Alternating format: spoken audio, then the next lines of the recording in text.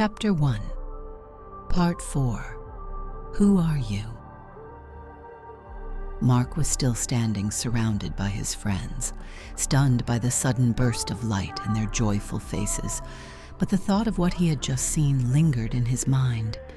He wanted to turn to Sania to make sure she was still there, that it wasn't a hallucination, but when he turned, she was gone, and the door was gone too. He froze in place. His friends were around him, standing right on the highway next to his car. Everything seemed familiar, ordinary, as if nothing had happened. Mark couldn't understand what had just taken place. His friends were slapping his cheeks, trying to snap him out of it, pouring champagne over him. They didn't have any water. It was something they never brought along. As Mark himself used to say, water is for the weak, alcohol all the way. But at that moment, he desperately wanted water. He felt an overwhelming thirst fill his body, but not for champagne. Oh, how he craved a simple sip of plain water now. His friends lifted him to his feet, and one of them, chuckling, asked, "Why are you so pale? You all right, man? It's your birthday. Everything's smooth. You just stopped the car all of a sudden, got out, and collapsed. Dude, don't scare us like that. The girls are waiting for us." He laughed, patting Mark on the back, but Mark barely heard him.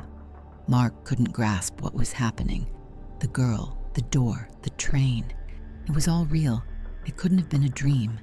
He tried to make sense of it, but his mind was clouded with fog, and he couldn't tell what was real and what wasn't.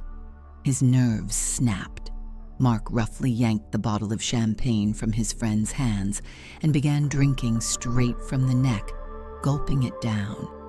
He drank until the bottle was empty, but even then, he didn't feel any relief or intoxication. He wanted more.